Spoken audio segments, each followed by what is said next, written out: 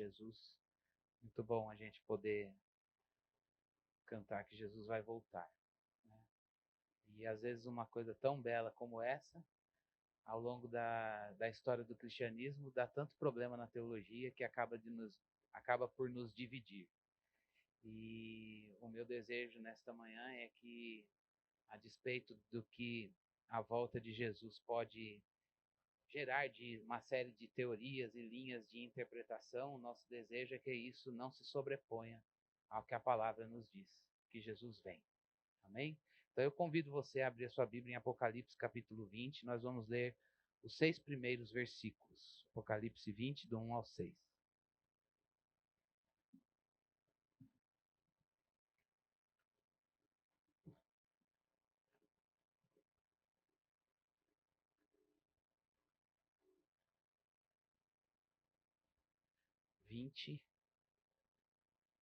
De Apocalipse, do 1 até o 6, diz assim a palavra de Deus. Eu vi descer dos céus um anjo que trazia na mão a chave do abismo e uma grande corrente. Ele prendeu o dragão, a antiga serpente, que é o diabo, Satanás, e o acorrentou por 1000 anos. Lançou-o no abismo, fechou-o e pôs um selo sobre ele para assim impedi-lo de enganar as nações, até que terminassem os 1000 anos.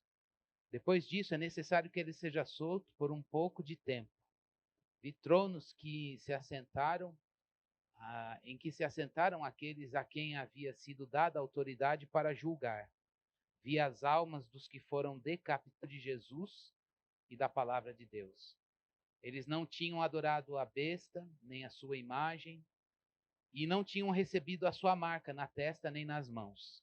Eles ressuscitaram e reinaram com Cristo durante 1000 anos. O restante dos mortos não voltou a viver até que se completassem os 1000 anos. Esta é a primeira ressurreição. Felizes e santos os que participam da primeira ressurreição. A segunda morte não tem poder sobre eles. Serão sacerdotes de Deus e de Cristo e reinarão com ele durante 1000 anos. De fato, esse texto fala desse reino milenar, 1000 anos em que Cristo reina, Satanás está preso e ele reina e julga, ele governa juntamente com os santos.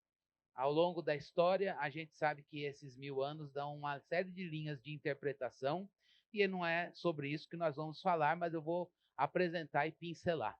Mas a despeito disso, a gente pode saber o que Deus quer para você à luz com este texto. Antes da gente pensar no texto, nesses versículos, eu queria que a gente fizesse uma sequência de fatos aqui. No capítulo 17 de Apocalipse até o capítulo 20, a gente tem do 17, 18, 19 e 20, a gente tem como panorama o juízo de Deus sobre as forças do mal e a chegada de Jesus, a volta de Jesus. Então, a volta de Jesus ela é antecedida com o juízo de Deus sobre as forças do mal. Vamos pensar um pouquinho como é que esse panorama dá. Preste bastante atenção aqui. Do 17 e 18, a gente vê o juízo sobre a prostituta e a Babilônia. Caiu a Babilônia, a gente já falou disso. Aí tem um respiro, cantemos aleluia, capítulo 19, os primeiros versículos.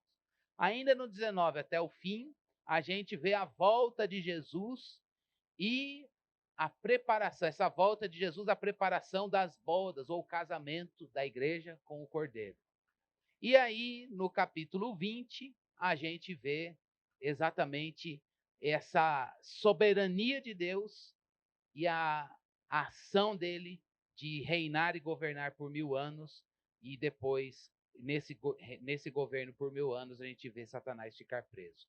Então, olha, uma série de juízos, um cântico de aleluia, a volta de Jesus, o casamento com a igreja, e a gente vê o triunfo de Jesus, o reino de Jesus nesses 1000 anos e Satanás preso. Depois disso, o julgamento final, novo céu, nova terra e condenação eterna. A pergunta que a gente tem que fazer é: esse reino de 1000 anos, ele não é ele é literal, a gente tem 3 posições que eu não vou falar delas, mas vou apresentar para vocês. Alguns irmãos nossos, eu vou sempre me referir a alguns irmãos nossos, e pode ser que entre eles esteja você. Alguns irmãos nossos entendem que esse reino de 1000 anos de Jesus, com a igreja e Satanás preso, ele não é literal, não vai acontecer esses 1000 anos. Na verdade, ele é simbólico, e ele já se iniciou quando Jesus Cristo consumou a redenção. Então Jesus veio, viveu, morreu, ressuscitou, foi assunto aos céus e enviou o seu Espírito. Tum! Salvação garantida. Começaram os 1000 anos que não são literais e vão acabar quando esses 1000 anos? Quando Jesus voltar. Então, entre a primeira vinda de Jesus e a volta de Jesus, nós, a igreja, vivemos um reino milenar. Cristo reina, governa, Satanás está vencido e derrotado, e nós reinamos e governamos com Cristo. Entenderam? Então, alguns irmãos nossos entendem que nós já somos, estamos vivendo. O que vem depois do milênio? Jesus vem, julgamento para a igreja, para todas as pessoas, novo céu e nova terra, e condenação eterna. Então, o que nós temos aí, uma primeira posição, é uma perspectiva simbólica, e que esse reino milenar, ele não é literal, nós já estamos vivendo nele, o que nos resta é aguardar a volta de Jesus, Satanás sair para um último suspiro e tentar arrebanhar a galera. Muita gente vai com ele, e aí Jesus Cristo volta. Nós temos o julgamento de todos, e o novo céu e nova terra e morte eterna. Alguns outros irmãos nossos entendem que não, isso não é simbólico, isso é literal. Os 1000 anos são 1000 anos, eles não são simbólicos. Pode acontecer desses 1000 anos ser um dia, 10 anos, 50 mil anos e tanto. Outros vão dizer não, essa segunda postura vai dizer Jesus Cristo vai reinar literalmente durante 1000 anos. Como que vai acontecer isso? Quando Jesus Cristo ele vier, ele vai reinar durante 1000 anos, Satanás literalmente ficará preso, e esses 1000 anos será um período em que Cristo, governando sobre a terra, juntamente com a sua igreja, a gente vai configurar aqui uma lógica literalmente do céu. E tem alguns outros irmãos, uma terceira linha, que também vai entender que esses 1000 anos eles são literais, mas que, na verdade, a gente tenha o desafio de conquistar esta terra e torná-la subjugada, ou nós temos o desafio de evangelizar, e à medida que a igreja vai cumprindo a sua missão, ela vai evangelizando, este mundo vai se tornando, vai ficando sob o governo de Cristo Jesus. Então, conforme a igreja avança, Cristo vai governando e Satanás vai ficando preso. Ela é processual. Então, a primeira é, entre Jesus vir, nascer, consumar sua obra e voltar, isso é simbólico. A segunda serão 1000 anos literais em que Satanás estará preso, e de fato nós provaremos um governo de Cristo nessa terra. E a terceira isso é progressivo, conforme a igreja vai conquistando e evangelizando, e o mundo vai se tornando cristão, Cristo vai governando sobre esta terra. Estão entendendo isso? Aí nós vamos nos posicionar no quê? Em lugar nenhum. Você fica na sua, Jesus Cristo reina, ele governa. Se você é isso aí, não sei onde me posicionar, fique em paz. Porque isso é teoria, e você não precisa de teoria. O que você não pode é negar a palavra, que está dizendo que nós teremos 1000 anos. E por que ninguém explica isso? Porque isso daqui tem um texto na Bíblia, e a gente não faz uma doutrina com um texto. Então a gente sabe, não nega na palavra, a gente sabe que nenhuma dessas teorias nega um absoluto da redenção, então tá tudo bem, são irmãos nossos. Se você está aqui, é simbólico, é literal, ou você acha que à medida que a igreja vai cumprindo a sua missão, o mundo vai se tornando, as esferas da sociedade vão provando a dominação de Cristo, fique tranquilo, nós sabemos que você é do Senhor. Então o que nos importa hoje é, a despeito dessas teorias, qual é a mensagem que a gente pode ter do milênio para a nossa vida? Tudo bem? E é isso que a gente vai perceber. E nessa perspectiva eu vou enfatizar 2 aspectos. Em textos complicados, me permitam dizer isso. É melhor a gente seguir o menos que é mais. Então eu quero colocar 2 aspectos para a gente orar. dois aspectos para a gente avaliar. E são dois aspectos que a gente já viu, e eu falo isso com muita humilhação aqui, porque é um homem criado e caído, mas resgatado pela misericórdia de Deus que está falando. E a primeira parte desse texto, no milênio, é que a gente precisa pensar, estão nos 3 primeiros versículos que nós já lemos. E eu vou colocar aqui, me apoiando em muitas cabeças que ao longo da história do cristianismo olharam para esse texto e pensaram exatamente o que a gente tem de verdade para a nossa fé aqui, para a edificação da nossa fé, consolo do nosso coração e fortalecimento do nosso olhar em Jesus, o nosso Redentor. Primeira coisa que a gente precisa lembrar, olhar para essa ideia, para o milênio e lembrar, é que Satanás, ele é fútil. Fútil, estão entendendo? Futilidade. Por que Satanás é fútil? O milênio fala que ele vai ser preso e ele ficará amarrado, acorrentado, inapto, sem condições de agir. Isso mostra a futilidade dele diante do poder redentor, diante do nosso Redentor Cristo Jesus. Lembram de Gênesis 3,15? Que vem a promessa de um descendente que vai esmagar a cabeça da serpente, que é Satanás. Esse texto disse isso para nós. Ele diz lá, ele prendeu o dragão, a antiga serpente, Gênesis 3, que tentou Adão e Eva, que é o diabo, Satanás, e o acorrentou por 1000 anos. Irmãos, isso é para a gente olhar e dizer, glória a Deus, bendito, bendito Redentor. Ele, de fato, pisou a cabeça da serpente e esmagou a cabeça da serpente, que é o dragão, a antiga serpente, diabo e Satanás, tentador e acusador da igreja. Por que ele pode ser, à luz desse versículo 2, dos 3 primeiros versículos, você precisa ter claro isso. Você não está numa batalha de bem com o mal. Você não está lidando com um redentor que tem o seu adversário, que tem os mesmos poderes e a mesma estrutura. Não. Você está lidando com um redentor, você está vendo um Cristo vencedor que lida com um adversário que é infinitamente inferior a ele. Por isso ele é fútil. Por isso que a gente pode olhar e ver que, à luz de Cristo, Satanás, ele não é uma figura de poder, ele é uma figura de engano. E é isso que eu queria que você olhasse para essa. Eu queria que isso ficasse gravado para você na perspectiva, quando você lembrar de milênio. Satanás é fútil, ele não é uma figura de poder, mas é uma figura de engano. Vigie. A missão dele, a estratégia dele, o triunfo dele foi o quê? Iludir multidões, atrair pessoas ímpias, para que essas pessoas ficassem em oposição a Deus e adorassem a ele próprio e a besta. A missão dele, que ele sabe que ele não pode fazer frente ao poder de Cristo Jesus, o descendente que esmaga a sua cabeça. Então, o que lhe cabe é justamente isso: iludir pessoas para que o adorem e adorem a besta, como a gente já viu em capítulos anteriores. Nesse sentido, ele sabe que seus planos estão frustrados diante da redenção que há em Cristo Jesus. Mas mesmo sabendo disso e expulso do céu, ele sai com uma estratégia: imitar tudo que Deus faz. Irmãos, a gente precisa ter isso muito claro.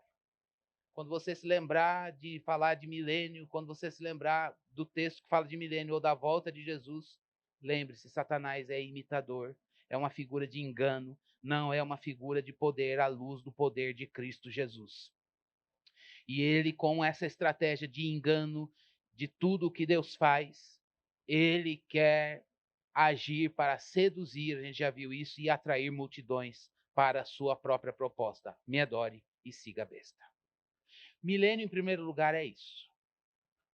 Em primeiro lugar, milênio é o fim dessa história. Criação, queda, redenção e consumação.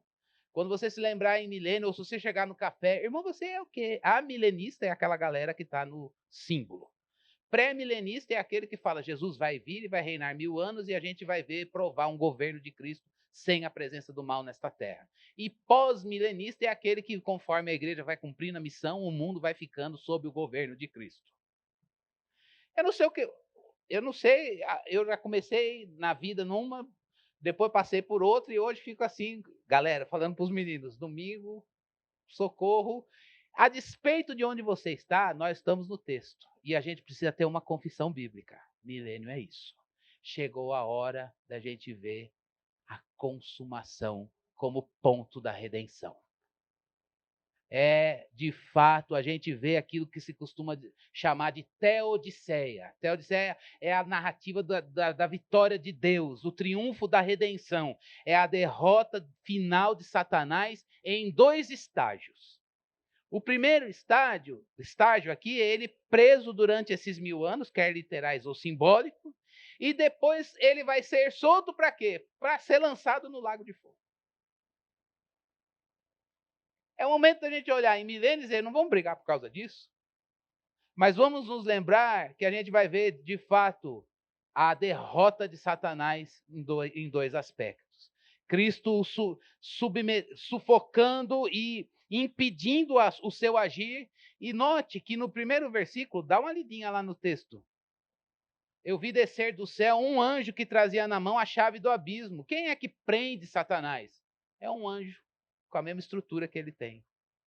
Ele é tão inferior a Cristo que um anjo, eu não estou, qualquer não é no sentido de fazendo pouco caso, mas um anjo, eu ia falar um simples anjo, não, um anjo prende Satanás. Não é nem Cristo que executa isso, porque ele não é Cristo. Lembre-se disso. Quando Satanás se apresentar para você, como disse Paulo, que dava esbofeteada na cara dele, que você olhe para o triunfo de Cristo e diga, eu sei que o meu Redentor vive. Quando Satanás te acusar, porque ele faz isso, ele joga dardos inflamados à distância na nossa mente. Ele evoca passado. E fala, a cruz não dá conta disso que você fez. Ele faz isso, viu, gente? Quando Satanás usar pessoas, incorporar em pessoas, e se apresentar diante de você, você lembre-se disso. Ele está vencido pelo triunfo da obra de Cristo Jesus. É com muita humilhação que a gente fala isso. Mas é a vitória que Cristo nos dá de poder dizer, você está vencido pelo triunfo do Cordeiro de Deus. Milênio é isso. É você pensar que essa história, a gente está aqui sendo tentado por ele, por esse exército maligno. A gente vê o evangelho desviar a gente das astutas ciladas do diabo à luz de Efésios 6. A gente tem que lidar com esses nós sofismas, esses enganos no pensamento que ele usa pontos da cultura para tentar sempre com essa missão, seduzir, imitar, seduzir, imitando, atrair e atraindo, fazer a gente adorar a besta e adorar, seguir a besta e adorar ele próprio. Esse é o projeto dele. E você precisa ter claro, muito claro isso diante dos seus olhos, para a sua vida, para a sua vida na cidade de São Paulo, para a sua vida no Brasil, para a sua vida na pós-modernidade, para sei lá como é o nome da nossa geração, pós-modernidade, ultramodernidade, modernidade tardia, modernidade líquida, o nome que você quiser dar, época do relativismo.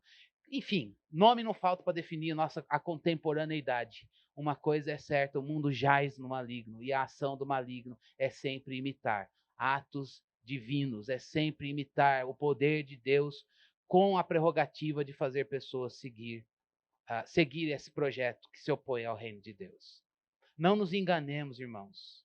A gente tem um inimigo que é espiritual. O inimigo lá no seu trabalho não são aquelas pessoas. Quando a gente entende que os nossos inimigos, a gente está lidando contra a carne e contra o sangue, a gente olha para pessoas que estão sob a influência de Satanás e a gente olha com misericórdia. A gente não olha com raiva. A gente diz, eu não posso revidar esse pecado que eu recebi, porque eu sei que ele foi... Fulano deu lugar na carne. Devocionalmente a gente diz isso, fica dando lugar na carne. Quando é crente é triste. Quando é a pessoa que está na cegueira espiritual, nunca conheceu a verdade, a gente olha e diz, Deus, muito obrigado, porque à luz de Romanos, essa pessoa está oferecendo a sua carne como instrumento do pecado, mas uma vez que você foi convertido, você pode oferecer a sua carne como instrumento de justiça. Não dá para você esperar a atitude cristã de quem não tem Jesus. Não dá para você esperar Jesus onde ele não está. A palavra de Deus diz que quando Jesus Cristo nos deu vida, nós estávamos mortos nos nossos delitos e pecados e éramos, por natureza, filhos da ira e agíamos sob a influência do mundo das trevas. Como que você pode esperar que uma pessoa assim tenha um comportamento santo para você ou para qualquer coisa? Não vai ter. Então é assim, então se dane, eu vou me nivelar por eles? De jeito nenhum. É aí que você vai arder no testemunho. Você precisa de poder de espírito para ser testemunha do evangelho nesse contexto, no meio de pessoas que estão agindo mortas nos seus delitos e transgressões, habitadas pelas trevas, sendo governadas pelo príncipe da potestade do ar, que é o diabo, vencido e derrotado, mas que está aí levando tentando seduzir o povo para adorar a besta e adorar ele próprio. Vigiemos, irmãos, e abramos os nossos olhos espirituais para saber que a nossa luta não é contra a carne e o sangue. E para enfrentar o exército do mal, a gente precisa olhar o que Paulo diz na carta para a igreja de Corinto. Você precisa de armas espirituais. E essas armas espirituais é o evangelho de Cristo Jesus. É o evangelho de Cristo Jesus. É o evangelho de Cristo Jesus na sua vida, uma vida cheia do Espírito, com a palavra que vai fazer você viver em guerra, quer conscientemente ou não, contra as astutas ciladas do diabo. Quanto mais próximo de Deus, mais sensível à realidade das trevas você fica.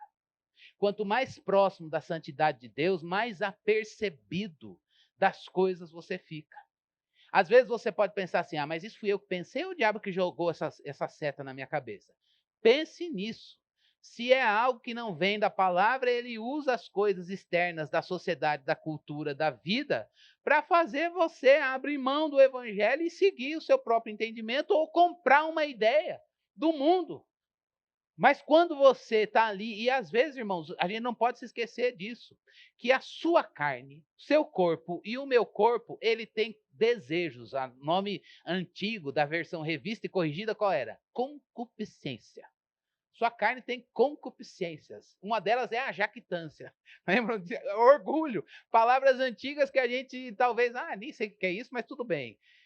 Está na tua carne. E o diabo sabe quais são as tuas cobiças, os teus desejos, a sua concupiscência e as minhas. E o que ele vai fazer? Conhecendo sua história, ele vai tentar você de acordo com aquilo que está presente na sua carne. Então, toda vez que você perceber essas vulnerabilidades em você, saiba que a sua luta não está sendo contra a sua própria carne, mas contra Satanás tentador, que conhece as nossas concupiscências e que apresenta para nós pratos maravilhosos diante de nós, com o intuito de nos dar prazeres momentâneos e a fim de que a gente perca o céu de vista e a gente ceda aos nossos desejos, e aí a gente pode seguir um pouco uma vida nesses momentos de lapso e de fraqueza, a gente abrir mão da perspectiva do céu. Isso não pode ser peso e culpa para você. Isso tem que ser o quê? Deus, eu não confio na minha carne. Ninguém de nós aqui, nós não estamos com um corpo de glória e nós temos que lidar com um tentador que está aí. E vigiemos sobre nós mesmos. A melhor maneira é o que ele quer? Que a gente não identifique as concupiscências. Irmãos, a gente devia falar mais sobre isso nas nossas conversas de café. A nossa atmosfera devia ser tão amorosa ao ponto da gente poder falar de vulnerabilidades com reverência e ter uma escuta santo para dizer: isso que você me falou me fez olhar para as minhas vulnerabilidades, que são outras diferentes das suas, podem ser as mesmas, mas a gente não precisa ter aqui a expectativa de que nós somos aqui os querubins da última hora. Não, é mais embaixo. nós também precisamos nos identificar com a perspectiva de que somos pecadores remidos pela graça de Deus e que não estamos na glória final. E o tentador está solto, querendo nos atrair. Isso faz a gente olhar um para o outro e dizer, meu irmão, como está o assédio do mal na tua vida? A gente pergunta às vezes como eu posso orar por você, mas a gente podia ser um pouco mais intencional, palavra da contemporaneidade. A gente podia ser um pouco mais intencional nas nossas conversas sobre a oração e dizer, meu irmão, como o diabo tem tentado você. Às vezes você tem o direito e a liberdade de dizer, não quero dividir isso com ninguém, porque é muito particular. E tudo bem. Mas, ao mesmo tempo, a gente também precisa saber que todos nós estamos expostos a esse embate, a essa luta. E a gente precisa se lembrar que Paulo, quando falou disso, o que ele disse lá nos últimos versículos do capítulo 6 de Efésios? Orem por mim, para que me seja dada ousadia no abrir a minha boca, porque eu estou lidando com uma luta espiritual. Não é problema nenhum você falar para o seu irmão, como é que está a sua luta espiritual? Então você é a favor de uma teologia de batalha espiritual? Não. Agora, não quero saber que teologia que você está lidando aí, não, mas uma coisa, nós estamos lidando com o absoluto da palavra. E é bom saber que tem gente orando por nós, porque o maligno nos assedia. É muito bom saber que tem um irmão dizendo, olha, eu estou na guerra com você, orando com você, participando desse sofrimento com você, e fica firme, ignore suas concupiscências. Fique firme em Jesus, para que você descubra no poder do Espírito uma vulnerabilidade maior à presença de Deus. Milênio é isso, irmãos.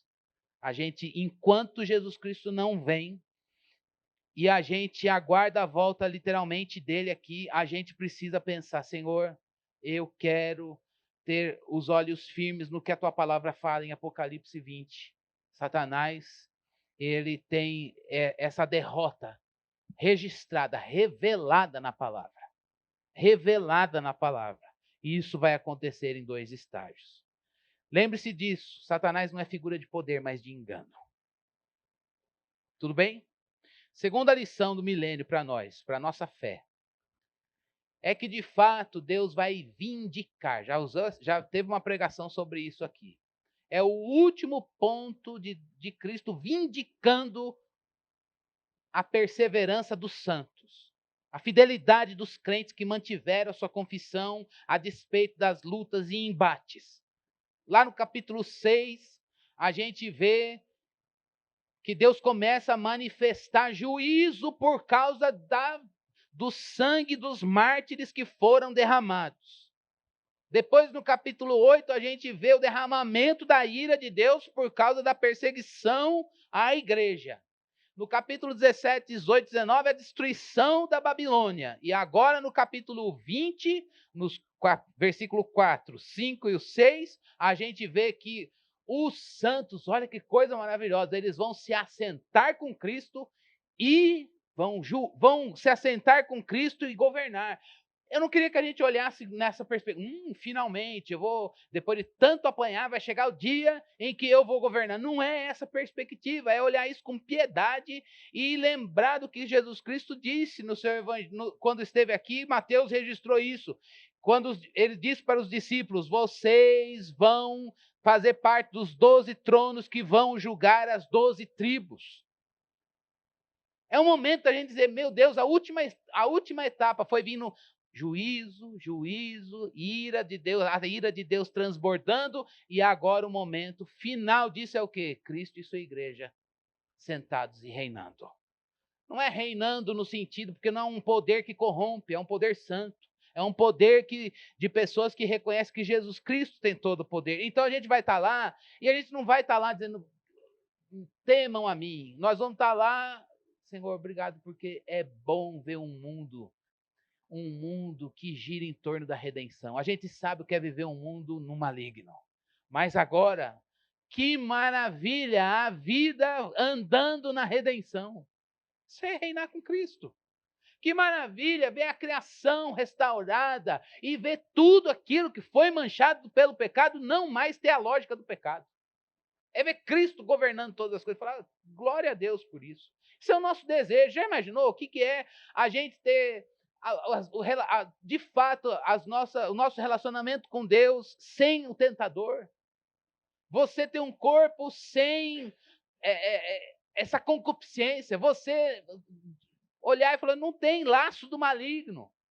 E você olhar os relacionamentos que brotam do relacionamento com Deus, trabalho, criação, o relacionamentos de amizade, e poder dizer, meu Deus, não tem pecado entre nós, não tem pecado no trabalho, não tem pecado em nada. A gente está vivendo plenamente a santidade de Deus. Esse é o governo. Essa é a bênção que a gente tem de poder desfrutar a redenção na nossa vida. E aí, irmãos, é muito importante que a gente veja que há aqui, versículos 5 e 6, pode olhar de novo, por gentileza, um contraste entre quem é santo, em quem é redimido por Cristo e aquele que não seguiu Satanás. Milênio olhe para o diabo e veja a sua futilidade, olhe para os santos e veja o contraste daquele que não tem Cristo Jesus. Há um contraste entre a igreja e quem não é redimida por Cristo Jesus, entre o santo e o pecador. A primeira coisa que a gente vê aí é que os descrentes, eles têm uma ressurreição para a morte eterna. Está ali, versículo 5 e o versículo 4, 5 e o 6. O restante dos mortos, versículo 5, não voltou a viver até que se completassem os 1000 anos. Esta é a primeira ressurreição. Felizes e santos os que participam da primeira ressurreição. A segunda morte não tem poder sobre eles. Serão sacerdotes de Deus e de Cristo e reinarão com ele durante 1000 anos. Que maravilha a gente poder pensar nisso. Quem é do Senhor, ele vai ter a beleza de poder ver ressuscitar para reinar com Cristo, viver com Ele e ver que depois desse reino milenar vai ter uma segunda ressurreição e quem fizer parte dela vai ser ressuscitado para o julgamento e morte eterna. E é interessante a gente olhar que esse povo, eles provaram o governo de Cristo durante esse período milenar, mas assim que no final Satanás foi solto, o que eles fizeram? Satanás foi solto e eles automaticamente, depois de provar o governo de Cristo, seguiram Satanás. É duro. Está vendo como é diferente um crente de quem não é crente? É aquele que ele vê a natureza do pecado, vê que essa natureza do pecado, ela é oposição à obra de Cristo Jesus, mas mesmo assim, eles têm um último suspiro, depois provam o governo de Cristo, tem um último suspiro, mas mesmo assim que Satanás é solto, eles o seguem, mesmo tendo provado a bondade de Cristo. Eu quero que você olhe e dê glórias a Deus porque Jesus te fez santo. Eu quero que a gente olhe para nós e diga, Senhor, muito obrigado. Porque eu sei de onde o Senhor me tirou. A gente tem que olhar para a obra redentora de Cristo Jesus e dizer, muito obrigado, porque eu sei de onde eu saí. O Senhor me deu vida quando eu estava morto no delito e pecado. Não quero voltar para lá. Faz-me fiel. Eu quero perseverar até o fim. A gente tem que olhar para Jesus Cristo e dizer, glória a Deus por essa salvação. Olhar para Jesus Cristo e dizer, meu Deus, que redentor maravilhoso, porque posso provar um mundo que jaz no maligno, mas eu sei de onde eu saí e para lá eu não volto. Tem um corinho antigo, corinho não, um hino mesmo congregacional antigo que fala, nunca mais serei o mesmo outra vez, a porta eu fechei e não volto atrás. Fechei a porta e não volto atrás.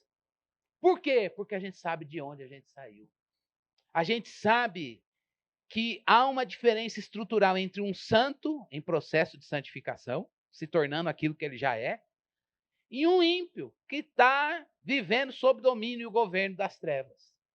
A justiça, é muito importante a gente lembrar disso, milênio é isso, você vai ver os santos reinando com Cristo, as pessoas que não reinam com Cristo provam a bondade de Cristo, mas assim que Satanás é solto, eles têm um suspiro e voltam a seguir Satanás. É dessa vida que Deus te tirou. É para a gente dizer, eu fechei a porta e não volto atrás. Eu sei que o meu Redentor vive. Irmãos, nos alegremos nisso. Olha a natureza do pecado. A natureza do pecado é rejeição à obra de Deus por meio de Cristo Jesus. Milênio é isso. É você olhar e dizer, meu Deus, tem gente que prova a bondade de Cristo.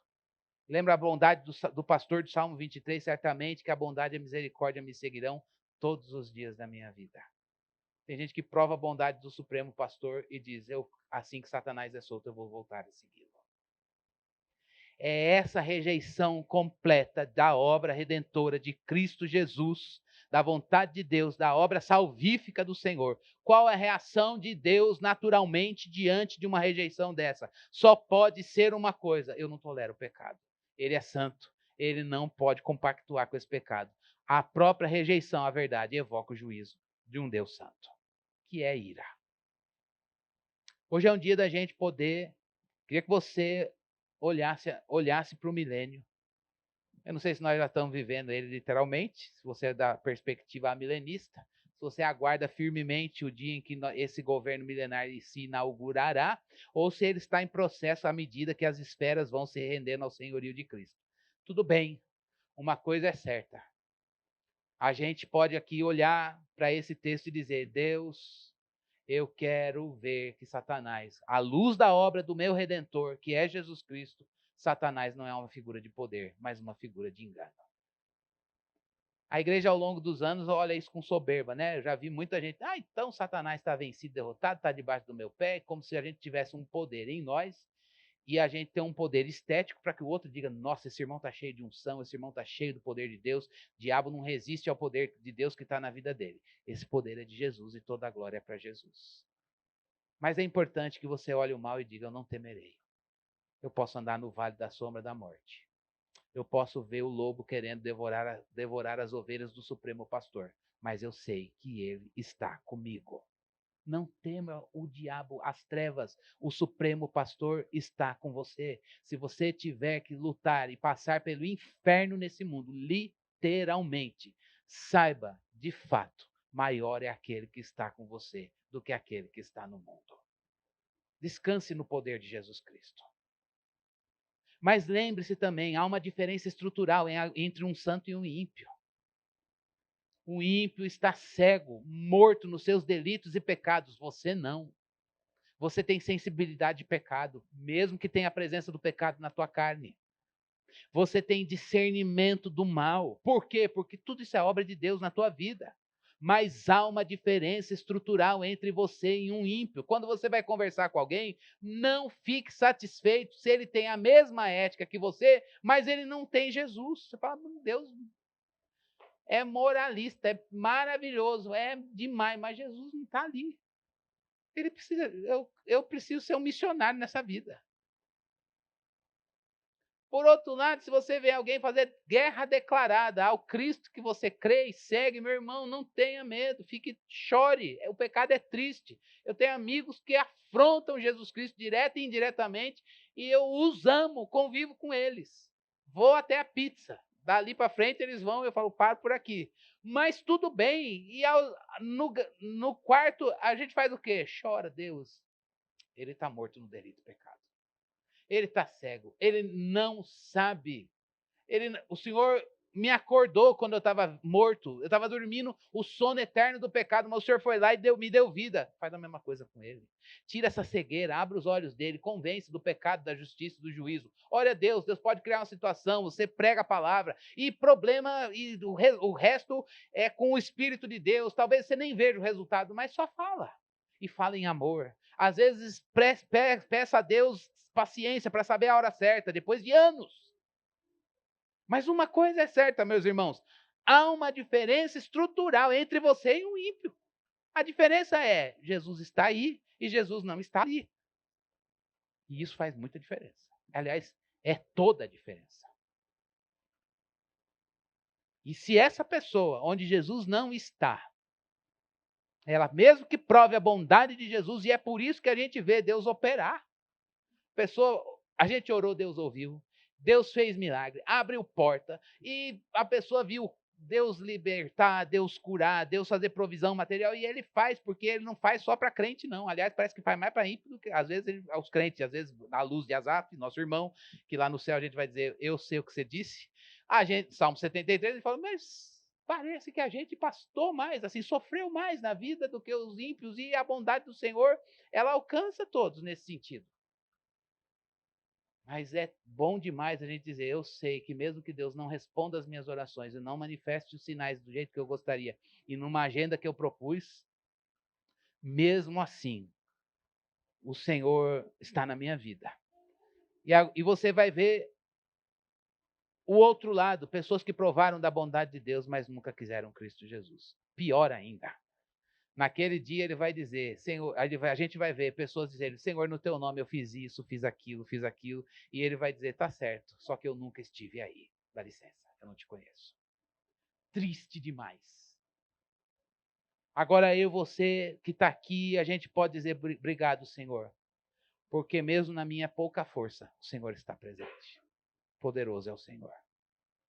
Não troquemos Jesus por nada. Guarde firme sua confissão. Um dia Jesus vai voltar. Nós estamos aqui vendo os selos, as trombetas e as taças da ira de Deus manifestando o seu juízo. Mas em todas essas coisas, ele tem preservado o seu povo.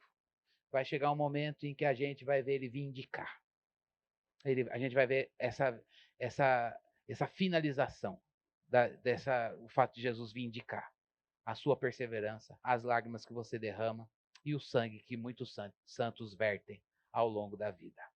Mantenhamos a nossa confissão. Eu queria que a gente orasse pedindo o poder do Espírito para sermos testemunhas firmes, testemunhas vivas. Poder do Espírito para que a gente mantenha a nossa confissão. Para que nenhuma prova te leve a perder Jesus, muito pelo contrário. Para que as nossas provas nos aproximem mais de Jesus. E a gente tenha aqui discernimento. Discernimento. Cheios do Espírito para termos discernimento dos enganos de Satanás. Vamos pedir isso? Pede para Deus abrir os teus olhos. Pede para Deus abrir os teus olhos, os olhos do teu coração, para que você veja como o maligno tem tentado enganar você. Porque é isso que ele faz. E com o intuito de nos tentar e de nos fazer sair do caminho que é Jesus. Senhor, obrigado pelo privilégio que nós temos de ler a palavra, de ouvir a tua voz pela palavra. Muito obrigado, Senhor Deus, pela verdade que é Jesus que habita em nós, vive em nós. Senhor Deus, obrigado porque nós vencemos somente pelo sangue do Cordeiro. Só pelo sangue do Cordeiro. De fato, Senhor Deus, o sangue de Jesus Cristo nos purificou de todo o nosso pecado, passado, presente e futuro. E é por isso, Senhor Deus, que nós comparecemos, nos apresentamos diante do Senhor sem culpa, sem peso algum, sem remorso, Senhor Deus, sem dor de morte, mas com aroma da vida. A paz que excede todo entendimento, porque Jesus Cristo, nosso Redentor, ele é o descendente da mulher que esmagou a cabeça da serpente, Satanás, a antiga serpente. Obrigado, Senhor Deus, pelo privilégio que temos de estar aqui reunidos nessa manhã. E pelo privilégio que temos de nos lembrar, Senhor Deus, que o milênio, Senhor Deus, mais do que uma teoria que pode dividir teu povo, mostra, Senhor Deus, o governo de Cristo e a futilidade de Satanás. A glória toda é de Jesus. É com muita humildade que nós dizemos isso. Cristo é vencedor. É com alegria e descanso na obra redentora que nós te glorificamos nesta manhã, pela vitória que é Jesus. Nós te rendemos louvor, glória, honra, nosso bendito Deus triuno Salvador. Deus Pai que enviou o Filho que pagou o preço por nós, e o Espírito que aplica a obra da redenção naquele que ouviu a palavra, foi convencido do pecado, da justiça e do juízo, e creu. E uma vez que creu em Cristo Jesus, é salvo e tem a vida eterna. Obrigado, Deus triuno, Deus Salvador, Deus resgatador. Obrigado, Senhor Deus, por essa bênção. Há uma diferença, nós falamos disso com muita humildade, há uma diferença entre aquele que tem Jesus em si mesmo e aquele que não tem. Nós não falamos disso com soberba, nós não falamos disso com honra para nós não falamos assim, Senhor Deus, com orgulho, Muito pelo contrário, nós falamos assim com um ardor, para que aquelas vidas que não têm Jesus conheçam, provem. Aqueles a quem o Senhor deseja alcançar sejam alcançados pela palavra da verdade, o evangelho da salvação do Senhor. Arde em nós, ó Deus, o fervor, ó Deus, por Ti, e que esse fervor por Ti se desdobre em ardor evangelístico. Senhor meu Deus, nós clamamos por nós para que sejamos cheios do Teu Espírito, que o poder do Espírito que nos faz testemunhas vivas, Senhor. É o poder do Espírito, Senhor Deus, que nos dá força para suportar a pressão do maligno, Senhor, a opressão do maligno. Às vezes nós sentimos isso em casa, no trabalho, nas relações, sentimos isso, Senhor Deus, do nada percebemos que fomos atingidos por um dardo inflamado do maligno, Senhor. Às vezes não aconteceu nada, mas nossas emoções ficam, ó Deus, fora de sintonia com o Evangelho, Senhor. Às vezes vem pensamentos na nossa mente, Senhor Deus, que não brotam, Senhor Deus, das nossas concupiscências e elas foram estimuladas pelo maligno. Dá-nos nesta manhã discernimento para saber, Senhor Deus, como, ó Deus, o tentador e acusador da igreja tem, Senhor Deus, cirandado a nossa vida, mas que nós nos lembremos do que o Senhor disse para o nosso irmão Pedro: eu roguei por ti. Satanás me pediu para cirandar a sua vida como trigo, mas eu roguei por você. Esse é o nosso descanso na intercessão do nosso Salvador, na intercessão de Jesus por nós, que nos livra do mal. E é por isso que nós oramos como o Senhor nos ensinou: livra-nos do mal e não nos deixe cair em tentação. Ó Deus, não nos deixes cair na tentação e livra-nos do mal. Tu tens esse poder, Jesus. Tu és esse poder, o Senhor é poderoso para nos livrar do mal. Ó Deus, guarda-nos em Ti, esconde-nos no Senhor. Tua palavra diz que nossa vida está oculta com Cristo em Deus. E é por isso, Senhor Deus, que uma vez no Senhor nós podemos ainda, ó Deus, andar no vale da sombra da morte ou estar numa mesa perante os nossos inimigos. Mas mesmo assim, nós sabemos que o Senhor está conosco, que o Senhor nos unge. Unge a nossa cabeça com óleo se o nosso cálice transborda. É por isso que nós te agradecemos por tão grande salvação e pela vitória que o Senhor Jesus Cristo nos dá. O Senhor é a nossa vitória. Toda a honra, toda a glória, todo louvor a Jesus. Todo louvor, Senhor Deus, do nosso descanso é no Senhor. Nós sabemos que somos frágeis. E é por isso que viemos aqui hoje para nos revestir de Jesus. Revestir como eleitos de Deus. Ó Deus, revestir de Jesus e nos despojarmos de nós mesmos. Para que, Senhor Deus, possamos assim viver, Senhor Deus, andar em novidade de vida e desfrutar cada vez mais de Jesus. Fortalece-nos no Senhor. Dá, Senhor Deus, nesta manhã, eu peço ao Senhor, para nós, discernimento. Discernimento do mundo espiritual, Senhor, para que possamos olhar as coisas não pela carne, nem a partir dela ou com o alvo nela, mas que possamos olhar as coisas discernindo o mundo espiritual, Senhor. Reveste-nos de Jesus, reveste-nos de poder para lidarmos com essa luta, Senhor. Oramos e agradecemos no nome de Jesus. Amém. Amém. Que Deus te abençoe em nome de Jesus. E que, se Deus permitir, na semana que vem estaremos aqui para falar do novo céu e da nova terra. Amém.